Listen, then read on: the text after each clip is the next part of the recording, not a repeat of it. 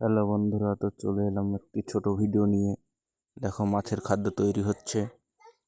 দেখছো বেশ ভালো ধরনের একটু রিফাইন তেল আমি গামলিতে দিয়ে একটু গামলিটাকে তেলময় করে নিলাম।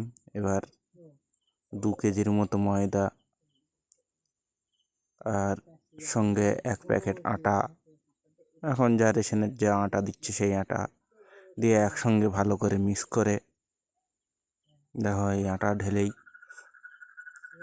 মিক্স করে নিলাম। এবার এর উপরে আমি একটু আবার রিফাইন দিয়ে দেবো। দেখছো, তো এটি হচ্ছে মাছের খাদ্য। তো দেখতে থাকো, এই মিক্স হচ্ছে। এবার একটু জল দিয়ে দেবো 1 মগ মতো, দিয়ে আবার একটু মাখিয়ে নেব।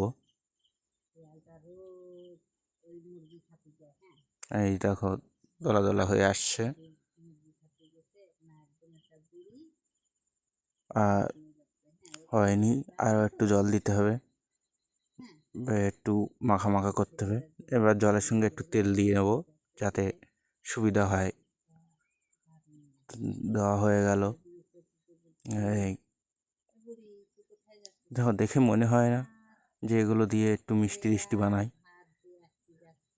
কিন্তু না, এগুলো কি করছি, আমি মাছের খাদ্য তৈরি করছি ময়দা, আটা, রিফাইন দিয়ে। দেখে মনে হচ্ছে যে পরোটা হবে কিংবা ভাজাভুজির দোকানে কোনো একটা রেসিপির খাবার তৈরি হবে, এমনই মনে হচ্ছে। তো যেই দেখছে সেই আমাকে প্রশ্ন করছে যে এটা কী হবে কী হবে। আমি বলছি এগুলো পুকুরে দিতে হবে মাছের খাদ্য।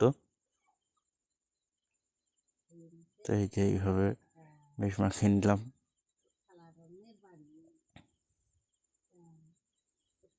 দেখো এই যে দলা দলা হয়েছে, এমন দলা দলা ছোটো ছোটো দলা দলা হলেই কিন্তু পুকুরে দিয়ে দিলে তখন মাছে বেশ ঠুকরে ঠুকরে খাবে।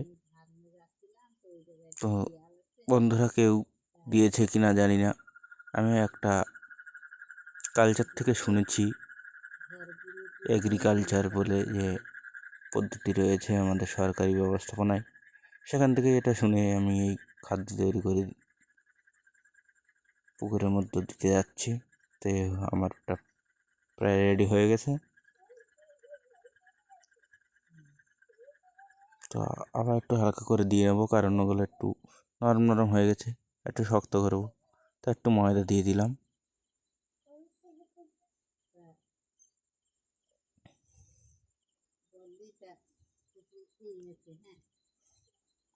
যার ফলে একটু ঝুরো ঝুরো যাতে হয়, তাহলে আমাকে আর বেশি কষ্ট করে কাটতে হবে না ওইগুলোকে।